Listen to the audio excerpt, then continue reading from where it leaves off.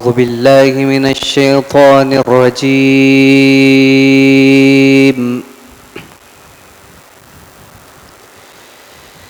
بسم الله الرحمن الرحيم.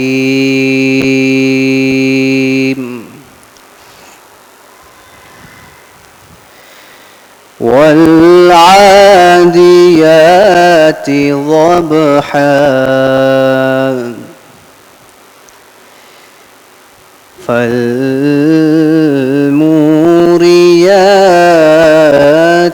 قدحا فالمغيرات صبحا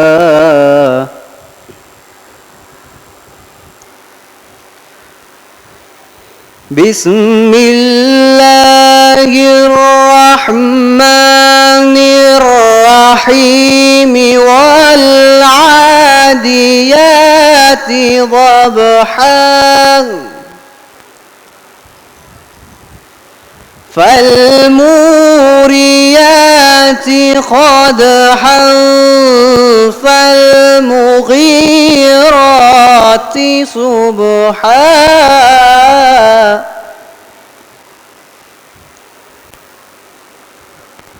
فأثرن به نقعا فوسطن به جمعا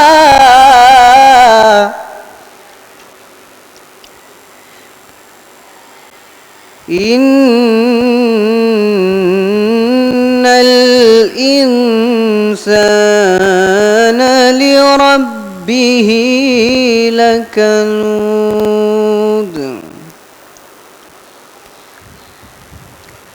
وإنه على ذلك لشهيد وإنه لحب الخير لشديد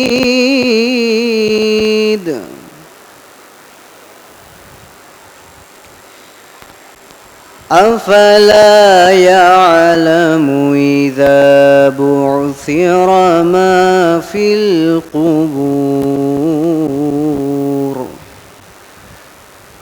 وحصل ما في الصدور إن ربهم بهم يومئذ لخبير. شروع اللہ کے نام سے جو بڑا مہربان نہایت رحم کرنے والا ہے. فراٹے بھرتے ہوئے تیز رفتار گھوڑوں کی قسم جو ٹاپ مار کر چنگاریاں اڑانے والے ہیں، پھر صبح دم حملہ کرنے والے ہیں، پھر غبار جنگ اڑانے والے ہیں اور دشمن کی جمعیت میں در آنے والے ہیں. بے شک انسان اپنے پروردگار کے لیے بڑا ناشکرا ہے اور وہ خود بھی اس بات کا گواہ ہے. اور وہ مال کی محبت میں بہت سخت ہے. کیا اسے نہیں معلوم ہے کہ جب مردوں کو قبروں سے نکالا جائے گا اور دل کے رازوں کو ظاہر کر دیا جائے گا تو ان کا پروردگار اس دن کے حالات سے خوب باخبر ہوگا. صدق اللہ العلی العظیم. اعوذ باللہ من الشیطان الرجیم. بسم اللہ الرحمن الرحیم. شروع اس رب کائنات کی پاک ہستی سے کہ جو رحمان بھی ہے، رحیم بھی ہے، رب ذوالجلال بھی ہے. اور کیا خوب حمد و ثنا ہو اس ہستی کی کہ جس کے قبضہ قدرت میں چرند بھی ہے، پرند بھی ہے، انسان بھی ہے، حیوان بھی ہے اور تمام جہانوں کے تمام نظام بھی ہیں. درود و سلام سرکار انبیاء محمد مصطفیٰ صلی اللہ علیہ وآلہ وسلم کی پاکیزہ ذات پر، ان کے آل پر اور ان کے اصحاب پر درود پڑھیے. محمد و آل محمد پر اللہم صلی علی محمد و آل محمد. عزیزان محترم، ہر سال کی طرح اس سال بھی کھرا جماعت کی جانب سے یہ درس مبارک پروگرام کا انعقاد کیا گیا ہے جو کہ یکم رمضان المبارک سے شب عید الفطر تک آپ تمام کی خدمت میں پیش کیا جاتا ہے. عزیزان، جتنے لوگ، چونکہ آج نشست کا انتظام نہیں ہے تو جتنے لوگ مجھے براہ راست دیکھ رہے ہیں، جہاں جہاں سے مجھے دیکھ رہے ہیں، آپ تمام کی خدمت میں السلام علیکم ورحمۃ اللہ عرض کرتا ہوں اور اسی کے ساتھ تمام کو خوش آمدید بھی کہتا ہوں. میں آپ کا بھائی، آپ کا میزبان، آپ کا خادم علی قاسم آپ کی خدمت میں ایک بار پھر سے حاضر ہوں اس درس مبارک پروگرام کی 13ویں نشریات آپ دیکھ رہے ہیں عزیزان. پروگرام کا باقاعدہ آغاز تلاوت قرآن مجید ہو چکا ہے. تلاوت قرآن مجید کی سعادت ہمارے پیارے بھائی اپنی پیاری آواز میں قاری ارتضیٰ تلاوت قرآن مجید کی سعادت حاصل کر رہے تھے. عزیزان پروگرام کی ترتیب ویسے ہی گزشتہ سال کی طرح اس سال بھی چلے گی کہ جیسے 45 منٹ کا ہمارے پاس درس کا سیشن ہوگا اور 15 منٹ کا سیشن ہمارے پاس سوال و جواب کا. اور جتنے لوگ براہ راست دیکھ رہے ہیں آپ کے عنوان کے متعلق جو بھی سوالات ہو آپ ہمارے فیس بک پیج یوٹیوب چینل جہاں بھی آپ ممکن ہو سکے آپ ہمیں بھیج سکتے ہیں. ہمارے والنٹی حضرات دیکھ رہے ہیں انشاءاللہ آپ کو سوالات کے جوابات موصول ہو جائیں گے. عزیزان آج کا ہمارا جو عنوان ہے وہ ہے دعائے جوشن صغیر جس سے حجت اسلام روح اللہ رضوی اب سے کچھ لمحات میں انشاءاللہ آپ کی خدمت میں حاضر ہوں گے. عزیزان ہم علماء سے ہی رہنمائی حاصل کریں گے اور ان سے جاننے کی کوشش کریں گے کہ دعائے جوشن صغیر کی فضیلت کیا ہے, ہم رہنمائی اس سے کس طرح سے حاصل کر سکتے ہیں. میں بس تعارفاً کچھ آپ کو بتاتا چلوں کہ دعائے جوشن صغیر 19 فقروں پر مشتمل ہے. ان 19 میں سے ہر فقرے میں دنیا میں مومن فرد کی بنیادی زندگی کی مشکلات اور سختیوں کے بارے میں بتایا گیا ہے. رسول اللہ علیہ بیت پر درود و سلام بھیجے جانے اور اللہ کے شکر گزاروں اور اس کی نعمتوں کے بار بار یاد کرنے والوں کے زمرے میں اس کو قرار دیا گیا ہے. عزیزاً دعائے جوشن صغیر بہترین اور مؤثر ترین دعاؤں میں سے ایک ہے جس میں مقرر در مقرر اللہ کی نعمتوں کی یاد آوری کرائی گئی ہے اور اقاربین نے اس کی دنیاوی اور معنوی اثرات پر تاکید بھی کی گئی ہے. آئیے جاننے کی مزید کوشش کرتے ہیں کہ دعائے جوشن صغیر کی فضیلت کیا ہے, ہم اس سے کیسے رہنمائی حاصل کر سکتے ہیں. میں بغیر کسی تاخیر کے ملتمس ہوں جو اسلام مولانا روح اللہ رضوی سے کہ وہ آئے اور ہماری اس عنوان پر رہنمائی فرمائیں. بر محمد و آل محمد صلوات اللہم صلی علی محمد و آل محمد. اعوذ باللہ من الشیطان الرجیم بسم اللہ الرحمن الرحیم. الحمد للہ رب العالمین الحمد للہ الذی لا یبلغ مدحتہ القائلون ولا یحصی نعماءہ العادون ولا یؤدی حقہ المجتہدون. ثم الصلاة والسلام علی اشرف الانبیاء والمرسلین حبیبنا و حبیب الہ العالمین ابی القاسم مصطفی محمد وعلى آلہ الطیبین الطاہرین الذین اذهب اللہ عنہم الرجس وطہرہم تطہیرا. خداوند عالم کا احسان, اس کا شکر کہ اس نے ہمیں یہ توفیق عطا کی کہ ہم اس ماہ مبارک کو درک کر سکیں. اس کا شکر کہ اس نے ہمیں یہ توفیق عطا کی کہ ہم اس ماہ مبارک میں اس کی نازل کردہ کتاب یعنی قرآن کریم کی تلاوت کر سکیں, اس کو سمجھ سکیں اور اس کے اوپر عمل کر سکیں. اس کا شکر کہ اس نے اہل بیت علیہ الصلاۃ والسلام کے ذریعے ہم تک ایسے معارف چاہے وہ دعاؤں کی صورت میں ہوں چاہے وہ روایات کی صورت میں ہو ہم تک پہنچائے جو انسانی کمال کا سبب ہے, انسان کو ترقی دیتے ہیں. انہی معارف میں سے ایک ایسی دعا جو آج ہم نے اپنا موضوع قرار دی ہے یعنی دعائے جوشن صغیر. اس دعا کے بارے میں بیان کرتا چلوں کہ سب سے پہلے جوشن یعنی زرہ یعنی سپر, جو انسان جنگ کے اندر جس طرح زرہ پہنتا ہے یہ زرہ یعنی جوشن. اس دعا کے علاوہ ایک اور دعا جو اسی مفاتیح الجنان کے اندر موجود ہے وہ ہے جوشن کبیر. اس دعا کے بارے میں روایات میں نقل ہوا ہے کہ جب ایک غزوہ کے اندر حضرت نبی اکرم حضرت محمد مصطفیٰ صلی اللہ علیہ وآلہ وسلم تشریف لے کر جاتے ہیں تو وہاں پر ایک بہت ہی سخت اور جسے کہتے ہیں کہ حالات کی کشیدگی بہت زیادہ ہوتی ہے, بہت زیادہ دائرہ تنگ ہو چکا ہوتا ہے. وہاں پر زرہ کا ایک آلٹرنیٹ خداوند متعال اس دعائے جوشن کبیر کی صورت میں رسول اکرم حضرت محمد مصطفیٰ صلی اللہ علیہ وآلہ وسلم کو عطا کرتا ہے. اس کے بعد ہی یہ دعائے جب ہم مفاتیح الجنان کھولیں تو اس کے اندر جو دعائے جوشن کبیر کے بعد یہ دعائے جوشن صغیر بھی موجود ہے. دعائے جوشن صغیر اگر ہم اس کے بارے میں جو روایات ہمارے پاس پہنچی ہیں ان کو دیکھیں تو امام موسیٰ کاظم علیہ الصلاۃ والسلام ہمارے ساتویں امام کے دور میں امام حسن علیہ الصلاۃ والسلام کی اولاد سے ایک شخصیت ہیں جناب حسین ابن علی جو شہید فق کے نام سے بھی معروف ہوئے. فخ کے مقام پر انہوں نے قیام کیا تھا بنی عباس کے خلاف، اور اس قیام کے نتیجے میں ان کو شہادت نصیب ہوئی تھی۔ جب یہ قیام بظاہر ناکام ہو جاتا ہے، یعنی ان کی شہادت پر منتہی ہوتا ہے، تو ہادی عباسی جو بنی عباس کا خلیفہ اور حاکم ہے، یہ ارادہ کرتا ہے کہ اب اگلے مرحلے کے اندر امام کاظم علیہ السلام کو گرفتار کیا جائے، ان کے لیے دائرہ تنگ کیا جائے، ان کی فعالیت اور ان کی جو ایکٹیویٹیز ہیں ان کو محدود کیا جائے، اور نتیجتاً ان کو شہید کر دیا جائے۔ یہ خبر جناب علی ابن یقطین جو امام موسیٰ کاظم علیہ السلام کے صحابی ہیں لیکن حالت تقیہ کے اندر ہیں اور اب بنی عباس کے دربار کے اندر موجود ہیں، ان کے ذریعے یہ خبر امام علیہ السلام تک پہنچتی ہے۔ امام کے اصحاب نگران ہوتے ہیں کہ امام کی جان کو خطرہ ہے، اور امام سے کہتے ہیں کہ اگر ہم ابھی یعنی جو تشیع کے بہت مختصر سے افراد ہیں، اگر یہ کسی جگہ جا کے چھپ جائیں تو یہ خطرہ ٹلا جا سکتا ہے۔ امام علیہ السلام ان کو اطمینان دلاتے ہیں کہ گھبرانے کی ضرورت نہیں ہے، اور پھر کہتے ہیں کہ ابھی عراق سے ایک خبر آئے گی کہ جس خبر کے اندر جس بات کا ذکر ہوگا وہ یہ ہوگا کہ ہمارا دشمن نابود ہو گیا اور ہلاک ہو گیا۔ اصحاب امام علیہ السلام سے پوچھتے ہیں کہ مولا آپ یہ بات کس طرح کہہ رہے ہیں کہ ابھی عراق سے خبر آنے والی ہے اور جس میں خبر دی جائے گی کہ ہادی عباسی جو ہے یہ ہلاک کر دیا گیا۔ امام کہتے ہیں کہ میں نے رسول اکرم یعنی اپنے جد حضرت محمد مصطفیٰ صلی اللہ علیہ وآلہ وسلم کو خواب میں دیکھا اور ان سے اپنے دشمنوں کے بارے میں شکوہ کیا کہ کتنا دائرہ تنگ ہو گیا تشیع کے اوپر، اتنے سخت حالات ہو گئے ہیں، شیعوں کے اوپر ظلم و ستم کیا جا رہا ہے، اور بنی عباس کے دور میں بعض تحلیلوں کی بنیاد پر یہ شدت بہت زیادہ بڑھ گئی تھی بنو امیہ کے دور کی نسبت، اور اس کی وجہ بھی بنیادی یہ تھی کہ ان افراد کے ساتھ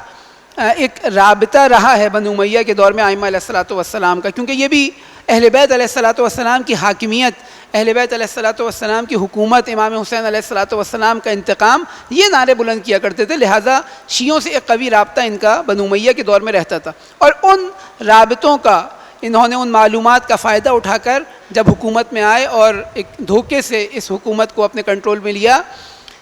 تو ان رابطوں کا، ان معلومات کا فائدہ اٹھا کر انہوں نے زیادہ سے زیادہ تشیع کو تنگ کرنے کی کوشش کی اور ان پر ظلم و ستم روا رکھا۔ لہذا امام کاظم علیہ السلام اس خواب میں رسول اکرم سے شکوہ کرتے ہیں، اور رسول اکرم ان کو جواب دیتے ہیں کہ عنقریب تم تک یہ خبر پہنچے گی کہ تمہارا جو دشمن ہے خدا نے اس کو نابود کر دیا ہے، ہلاک کر دیا ہے، اور جاؤ اور جا کر خداوند متعال کا شکر ادا کرو۔ جس کے بعد امام کاظم علیہ السلام اس دعا کی، یعنی یہ جو دعائے جوشن صغیر ہے، اس کی تلاوت کرتے ہیں۔ جب ہم ائمہ علیہ السلام کی زیارتیں پڑھتے ہیں مختلف، تو وہاں پر ایک ایسا فقرہ موجود ہے کہ جو تمام ائمہ علیہ السلام کے بارے میں ہم وہ فقرہ پڑھتے ہیں۔ وہ کیا ہے کہ اشہد انک جاہدت فی اللہ حق جہادہ، کہ میں گواہی دیتا ہوں کہ آپ نے خداوند متعال کی راہ میں جہاد کیا جیسا جہاد کرنے کا حق تھا۔ اور یہ فقرہ تمام معصومین علیہ السلام کے بارے میں، تمام ائمہ کے بارے میں ہم دہراتے ہیں ان کی زیارتوں کے اندر۔ ہم کہتے ہیں کہ یقیناً آپ نے جہاد کیا اور ایسا جہاد کیا جیسا جہاد کرنے کا حق تھا، لیکن جب ہم تاریخ کا مطالعہ کرتے ہیں تو ہمیں اس طرح تلوار سے جہاد کرنا ائمہ علیہ السلام کی زندگی میں نظر نہیں آتا۔ یعنی بعض ائمہ کی زندگی میں نظر آتا ہے، لیکن ایک بڑی تعداد جو ائمہ کی ہے اس کے اندر یہ چیز ہمیں نظر نہیں آتی۔ لیکن اس کے باوجود روایات اس بات کی گواہی دے رہی ہیں کہ انہوں نے جہاد کیا۔ یہ جہاد کیا تھا؟ یہ جہاد ہر وہ کام، ہر وہ فعالیت، ہر وہ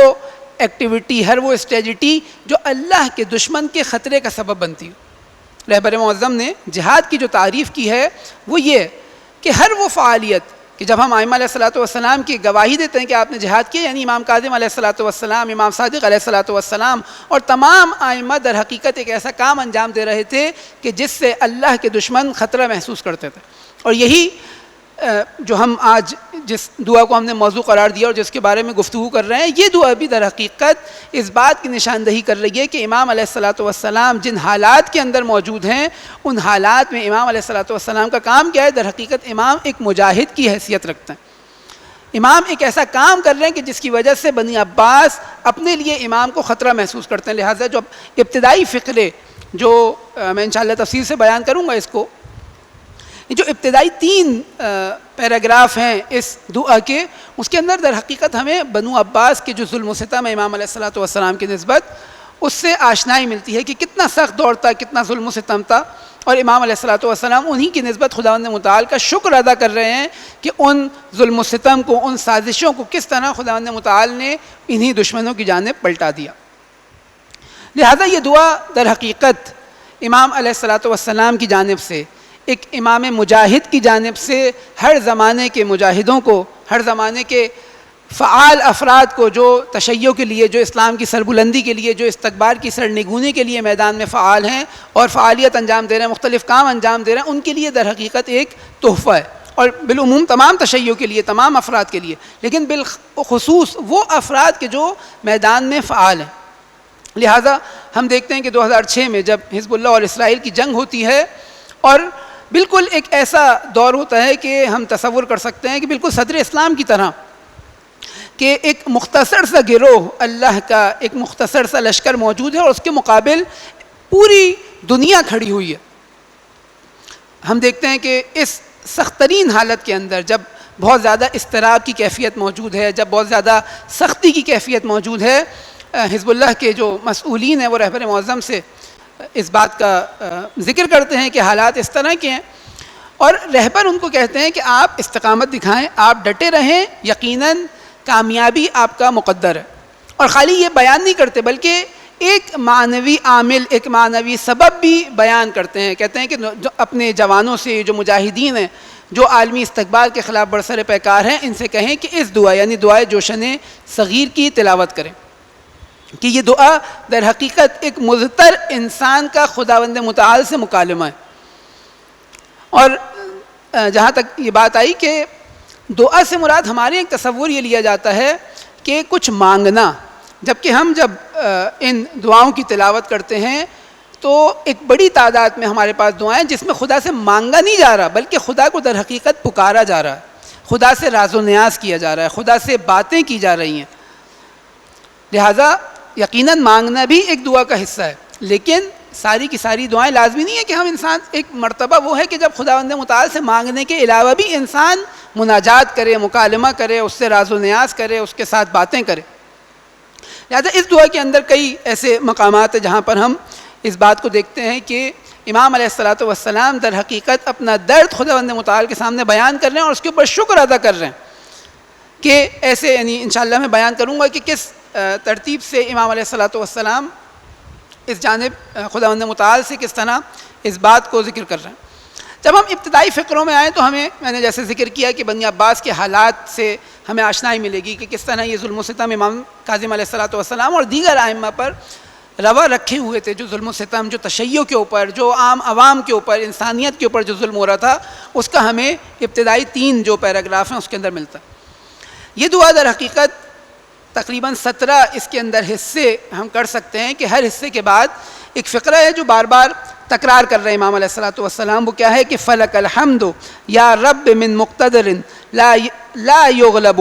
وذی انات لا یعجل صلی علی محمد وآل محمد وجعلنی لنعمائک من الشاکرین ولآلائک من الذاکرین. کہ خداوند متعال سے ہر کچھ باتوں کے بعد خداوند متعال سے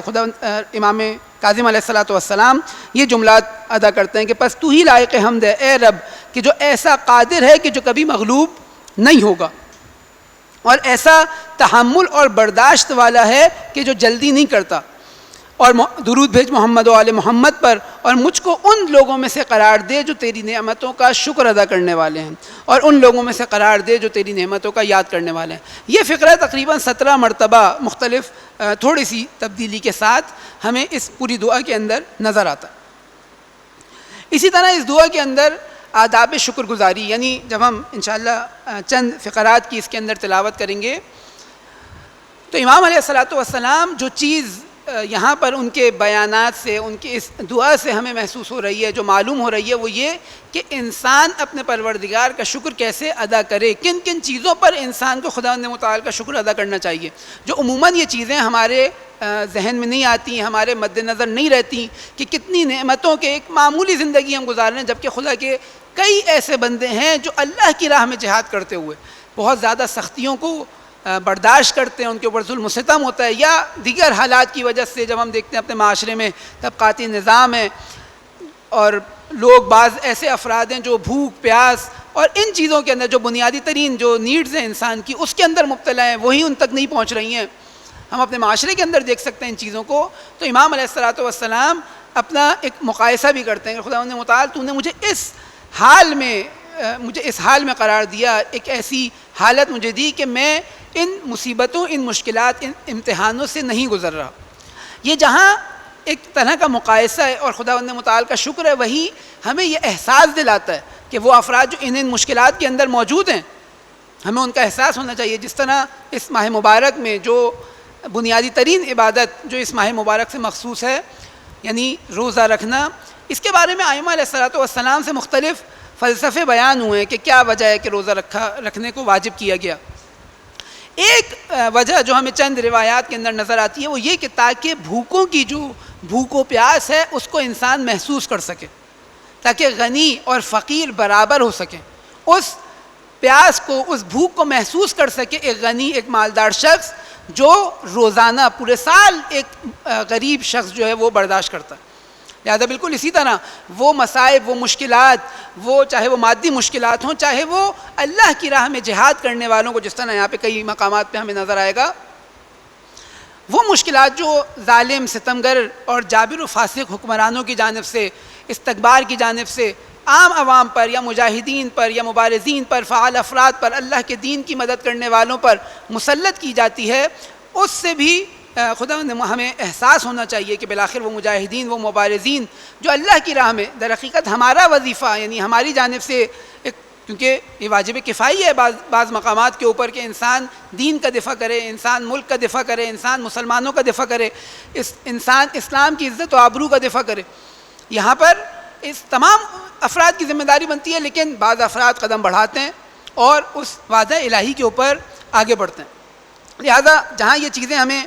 دعا کی جانب ہم خداوند متعال کا شکر ادا کرنے کہ ایسی سچویشن کے اندر ہم قرار نہیں پائے، ایسا سخت امتحان ہم سے خداوند متعال نے نہیں لیا جیسا اللہ نے اپنے دیگر بندوں سے لیا ہے، وہیں ہمیں اس بات کی جانب بھی توجہ رکھنی چاہیے کہ اس کے ساتھ ساتھ ہم ان کے درد کا، ان کی مثال کے طور پہ مشکلات کا احساس کر سکیں. یعنی ان دعاؤں کے ذریعے یہ سبق بھی ہمیں نظر آتا ہے. جس طرح ذکر کیا کہ ابتدائی جو 3 فقرے ہیں وہ امام علیہ الصلوۃ والسلام اپنی جو اس دور میں امام کے دشمن موجود ہیں ان کے ظلم و ستم کے بارے میں بیان کرتے ہیں اور خدا کا شکر ادا کرتے ہیں کہ ان کی سازشیں خداوند متعال نے انہی کی طرف پلٹا دی. اور دعا کا آغاز یہاں سے ہوتا ہے، بسم اللہ الرحمن الرحیم. الہی کم من عدو انتصا علی سیف عداوتہ، کہ کتنے لوگ ہیں جو اپنی تلواروں کو میرے اوپر دشمنی میں کھینچے ہوئے ہیں یا اپنے نیزوں کی جو نوک ہے اس کو تیز کر رہے ہیں،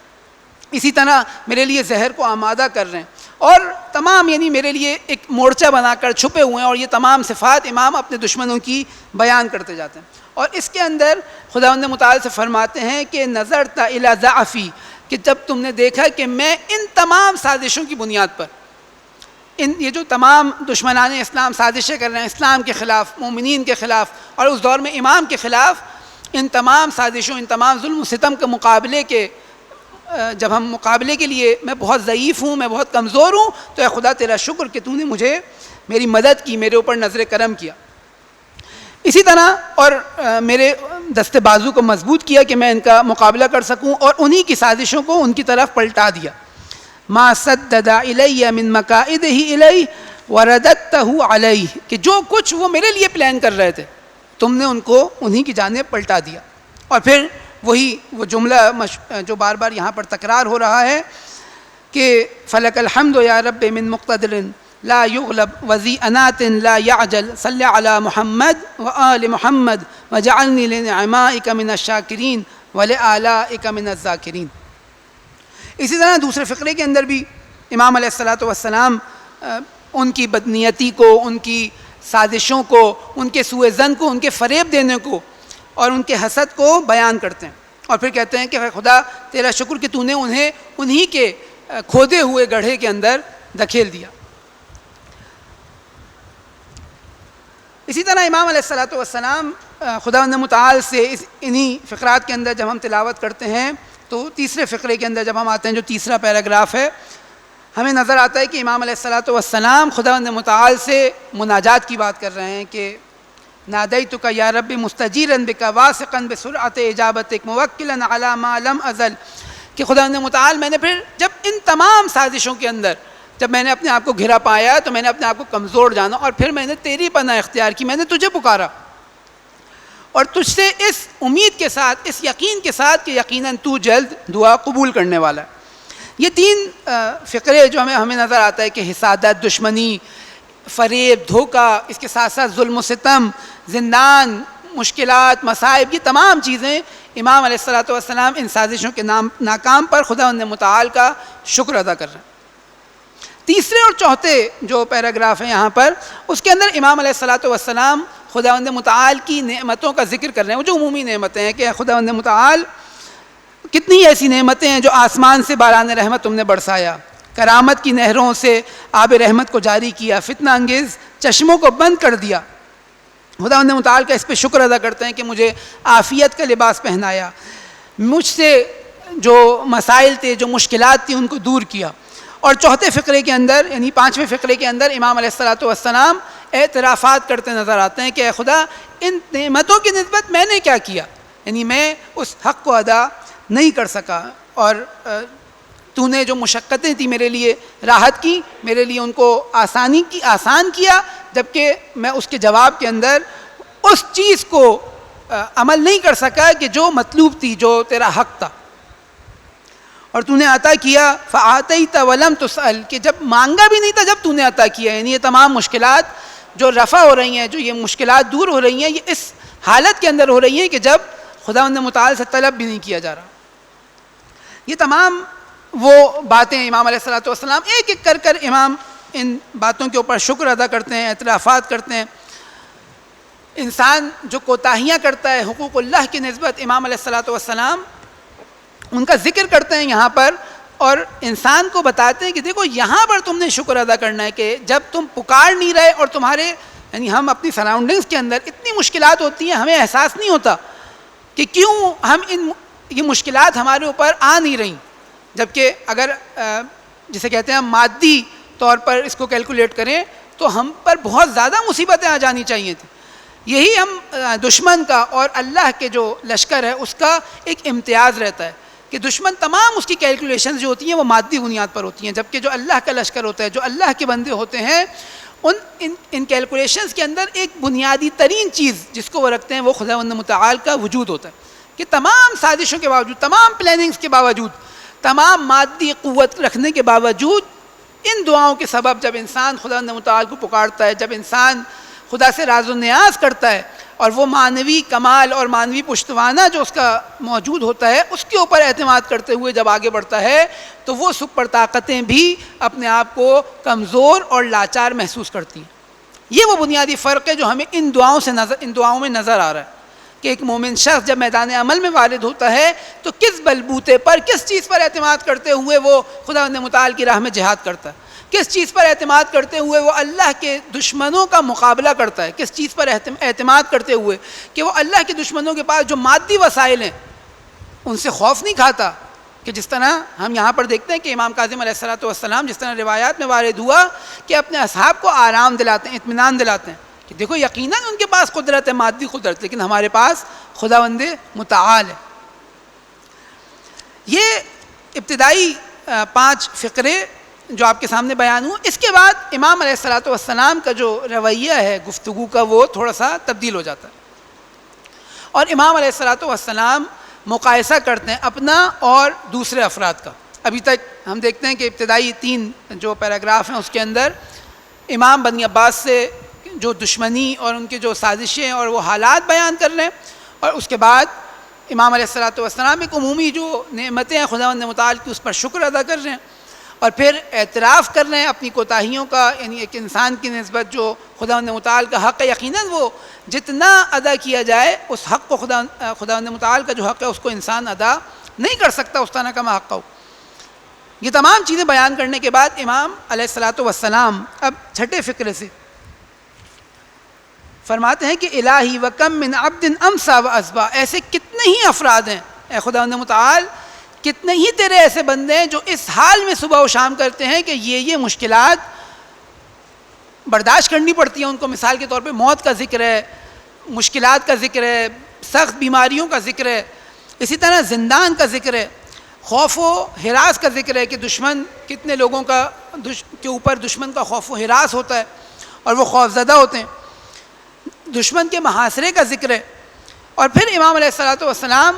اس کے ساتھ ساتھ یہ بیان کرتے جاتے ہیں کہ اے خدا کتنے ہی لوگ ایسے ہیں جو ان مصائب ان مشکلات کے اندر پھنسے ہوئے ہیں، اور اے خداوند متعال تیرا شکر کہ تو نے مجھے وانا فی عافیت من ذلک کلہ، کہ تو نے مجھے ایسے ان مصیبتوں، ان مشکلات، ان امتحانات سے بچائے رکھا. یقیناً یہ اس جانب نشاندہی نہیں کر رہا ہے کہ وہ افراد جو تھے وہ مثلا خدا نہ خواستہ یہ سارے کسی نہ کسی ایمان کے نقص یا اپنی کوتاہی کے سبب ان مشکلات کے اندر پڑے تھے، نہیں، بلکہ بعض مقامات کے اوپر ہمیں نظر آتا ہے امام علیہ الصلوۃ والسلام ذکر کرتے ہیں کہ شاید، یعنی یقیناً امام معصوم کی نسبت یہ قابل تصور نہیں ہے، لیکن جب ہم اس دعا کو پڑھیں گے تو ہمارے ذہن میں یہ بات آنی چاہیے کہ یہ افراد جو امام یہاں پر بار بار تکرار بھی کر رہے ہیں کہ ایسے افراد بھی ان مشکلات کے اندر گھرے ہوئے جو افراد ہیں ان کے اندر موجود ہیں کہ جو عبادت کے اندر مجھ سے زیادہ شدید ہوں، جو ایمان کے اندر مجھ سے زیادہ قوی ہوں، جو تیرے نزدیک زیادہ مقرب ہوں، لیکن وہ ان مشکلات کے اندر موجود ہے. تو نے مجھے اس امتحان کے اندر نہیں ڈالا. آج ہم اپنے معاشرے کے اندر دیکھیں کہ بہت سارے ایسے افراد ہیں، ایسے خاندان ہیں جو ان مشکلات کا شکار ہیں، جو ان مصیبتوں کا شکار ہیں کہ جن سے ہم محفوظ ہیں.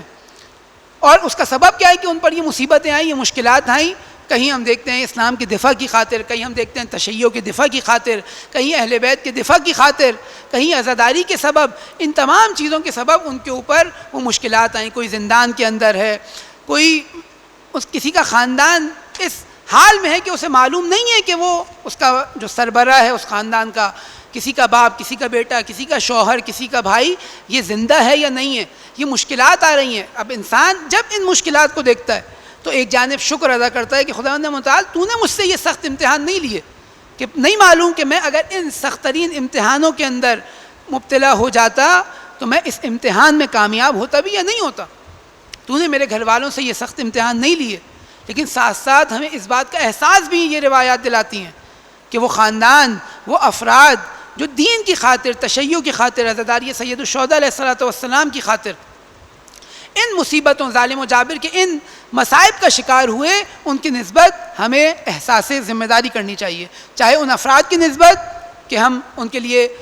جتنا اہتمام کیا جا سکتا ہے کرے، چاہے ان کے خاندان والوں کی نسبت کہ ان کی ضرورتوں کو پورا کیا جا سکے. کہیں ایسا نہ ہو کہ ان کا ایک فرد دین کی خاطر اس مشکل کے اندر پڑا اور ہم ان کی نسبت جو ہے وہ صرف نظر کرتے جائیں، نظر انداز کرتے جائیں ان کے خاندان والوں کو. لہٰذا یہ دعائیں ہمیں دو جانب جو ہے وہ توجہ دلا رہی ہیں. اسی طرح یہاں پر ہمیں نظر آتا ہے کہ تنگدستی کی حالت کے اندر امام علیہ الصلوۃ والسلام بیان کر رہے ہیں کہ کتنے ہی ایسے لوگ ہیں کہ جو اپنے اہل و عیال سے جدا ہوئے ہوئے ہیں، جو اپنے بھائیوں سے جدا ہوئے ہوئے ہیں، جو اپنے وطن سے دور ہوئے ہوئے ہیں. خداوند متعال تیرا شکر کہ تو نے مجھے ان مصیبتوں کے اندر نہیں ڈالا. اسی طرح ایسے افراد جو محاصرے کے اندر ہیں، خداوند متعال سے دعا کرتے ہیں، یعنی خدا کا شکر ادا کرتے ہیں کہ ایسے افراد موجود ہیں جو محاصرے کے اندر ہیں، جو اللہ کے دین کی خاطر دشمنوں سے نبرد آزما ہیں. لیکن امام کہتے ہیں کہ خدا تیرا شکر کہ یہ مصیبت، یعنی تمام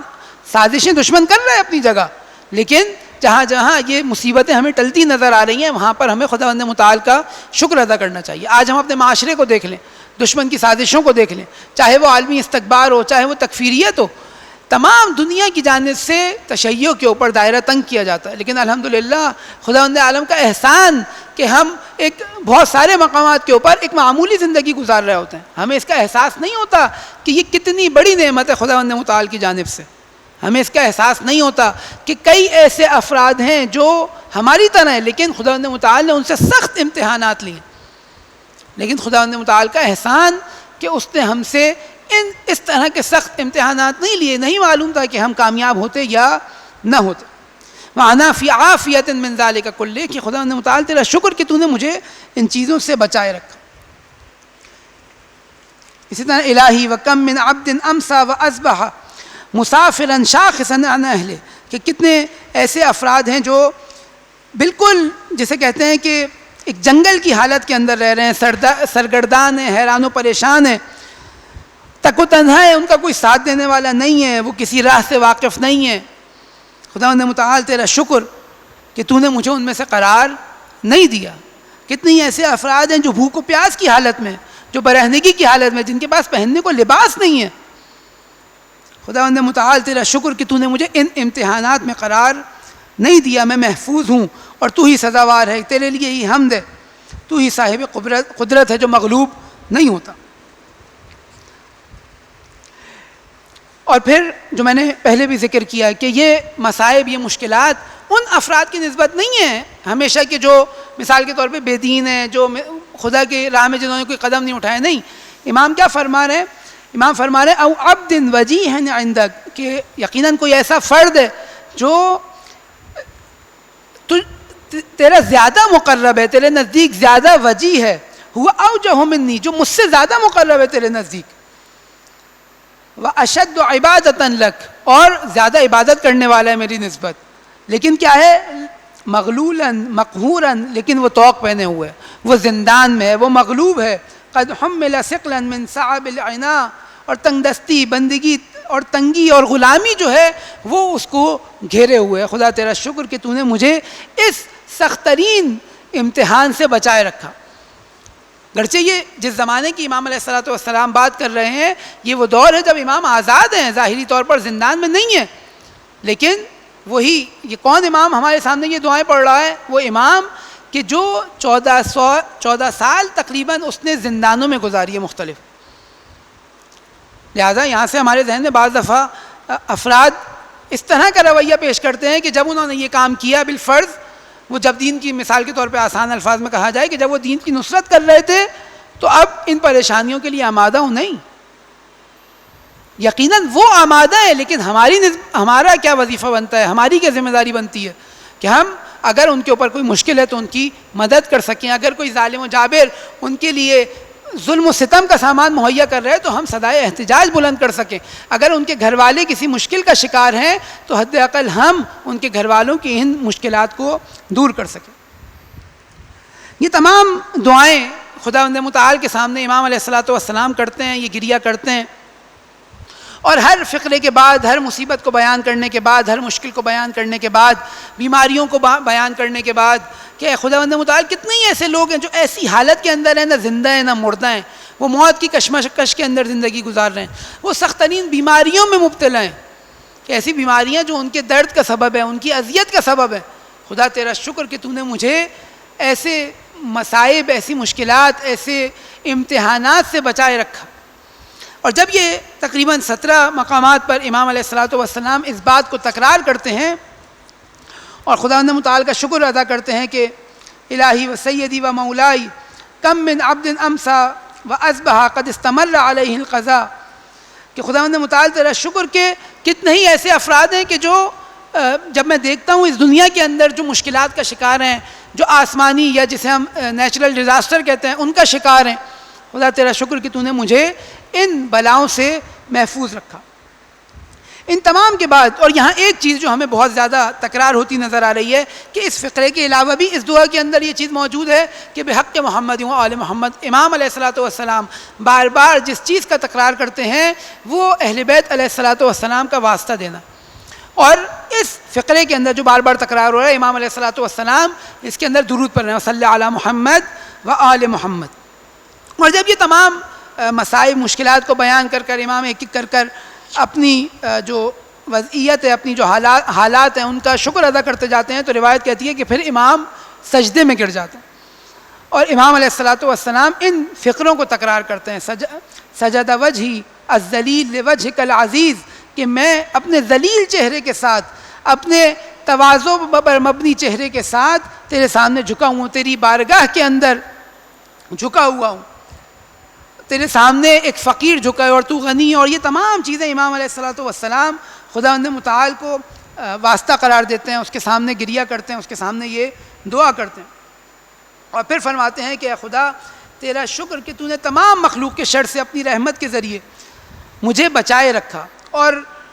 ان سرکشوں سے، ان فرائین سے، ان طواغیت سے کہ جو انبیاء علیہ الصلوۃ والسلام کے دشمن تھے، جو تیرے اولیاء کے دشمن تھے، جو تیرے صالح بندوں کے دشمن تھے. جس طرح تو نے اپنے ان بندوں کو بچائے رکھا، ان کی سازشوں کو ناکام بنایا، ان کے دشمنوں کی سازشوں کو، اپنے دشمنوں کو ناکام بنایا، ان کی سازشوں کو پلٹا دیا. خدا تیرا شکر کہ تو نے میرے ساتھ بھی وہی رویہ اختیار کیا. یا ارحم الراحمین انک علی کل شیء قدیر وحسبنا اللہ ونعم الوکیل. خداوند عالم کا شکر ہے، اس کا احسان کہ اس نے ہمیں ان معارف سے اہل بیت علیہ الصلوۃ والسلام کے ذریعے آشنائی دلائی. یقیناً بہت سارے انسان اس دنیا میں موجود ہیں جنہیں مانگنے کا، اللہ کو پکارنے کا طریقہ معلوم نہیں ہے، لیکن خداوند متعال نے ہمیں ایسے ائمہ دیے کہ جنہوں نے ہمیں مانگنا سکھایا اللہ سے، جنہوں نے ہمیں اللہ کے سامنے گڑ گڑانا سکھایا، جنہوں نے ہمیں سکھایا کہ کس طرح ایک عبد اپنے مولا کے سامنے اپنے ہاتھ پھیلاتا ہے، کس طرح اللہ کو پکارتا ہے. اور وہی بات کہ ہمیشہ جب ہم یہ دعائیں مانگتے ہیں تو ان دعاؤں کے مانگنے کا مطلب یہ نہیں ہے کہ ہم خداوند متعال سے کچھ نہ کچھ مادی یا مانوی چیز طلب کر رہے ہیں. نہیں، خود خدا سے مکالمہ کرنا، خدا کا شکر ادا کرنا، یہ نعمات انسان اپنی زندگی میں دیکھے. چند چیزیں ہم نے امام علیہ الصلوۃ والسلام کی ان بیانات سے آپ کے سامنے بیان کی، اس دعا کے سبب اور اس دعا کی توفیل. لیکن ہم اپنی مادی زندگی کے اندر دیکھیں کتنے لوگ مشکلات کا شکار ہیں. ہمارے ملک کے اندر کتنے لوگ ایسے ہیں جو بھوک سے مر جاتے ہیں، جو پیاس سے مر جاتے ہیں. کتنے بچے ایسے ہیں، ہزاروں کی تعداد میں، سالانہ ہزاروں کی تعداد میں ہمارے ملک کے اندر ایسے بچے ہیں جو بھوک و پیاس سے مر جاتے ہیں. ہمارے ملک کے اندر ایسے مومنین ہیں جو بے گناہ اسیر کر دیے گئے. ہمارے ملک کے اندر، ہمارے شہر کے اندر، ہمارے پڑوس میں ایسے افراد، ایسے خاندان موجود ہیں کہ جن کے سربراہ کو، جن کے گھر کے ایک مرد کو اللہ کے دشمنوں نے اللہ کے دین کی نصرت کے سبب اس بنیاد کے اوپر اٹھا لیا، غائب کر دیا، اور ان کے گھر والے پریشان ہیں. جہاں ہماری یہ شکر ہے کہ خداوند متعال نے اتنے سخت امتحانات ہم سے نہیں لیے، وہیں یہ دعائیں ہمیں ہمارے وظائف، ہماری ذمہ داریاں بھی بتاتی ہیں کہ ہم اپنے اطراف میں دیکھیں، اپنے اطراف میں نگاہ ڈالیں اور غور و فکر کریں اور دیکھیں کہ کتنا خداوند متعال نے ان نعمتوں کو ہمارے لیے جاری کیا ہے، جبکہ بہت مقامات کے اوپر بہت سارے افراد ان نعمتوں سے محروم ہیں. اور ماہ رمضان اس چیز کا، یعنی اس احساس کا ہمیں زیادہ، یعنی اس مہینے کے اندر ہمیں زیادہ سے زیادہ احساس ہوتا ہے جس طرح بھوک و پیاس کا ہوتا ہے. شہید متعلی علیہ الرحمہ کے بقول کہ ماہ رمضان ایک انسان ساز مہینہ ہے. یہ روزہ در حقیقت انسان ساز عبادت ہے.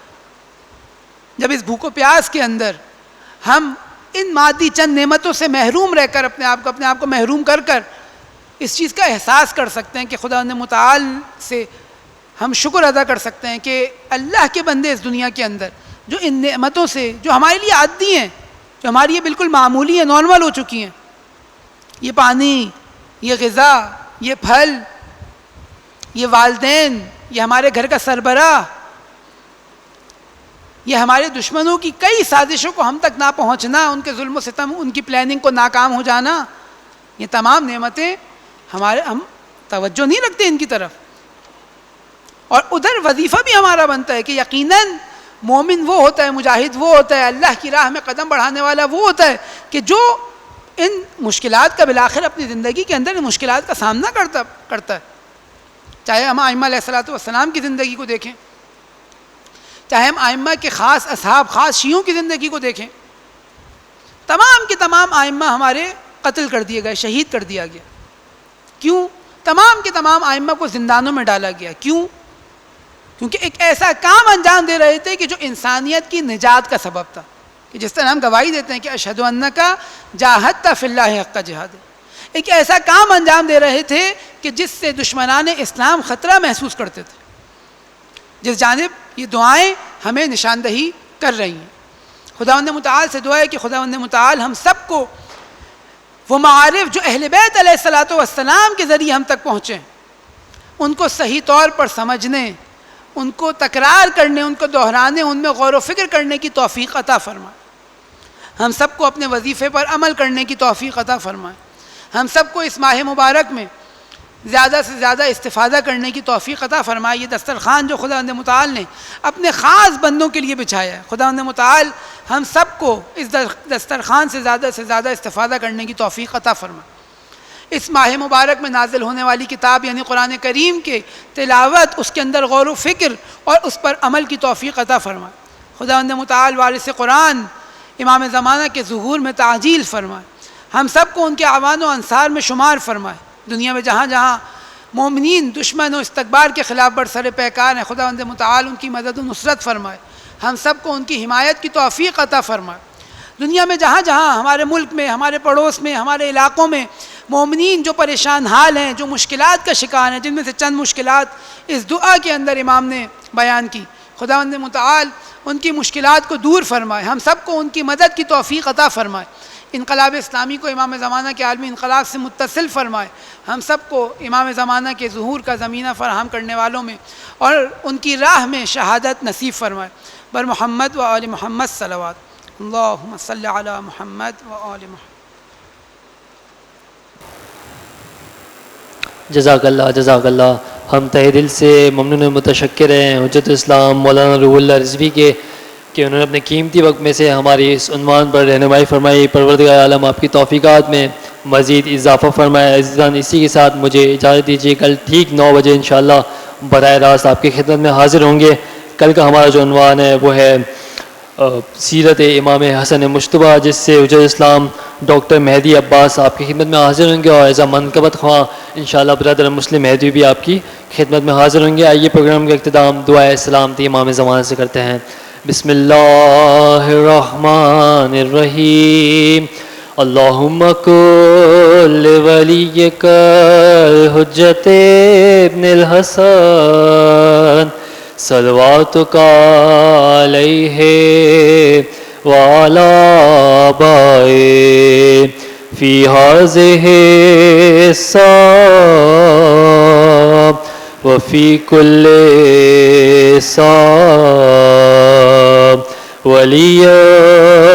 وحافظا وقائدا وناصرا ودلیلا وعینا حتی تسکنہ ارضک طوعا وتمتعہ فیہا طویلا برحمتک یا ارحم الراحمین۔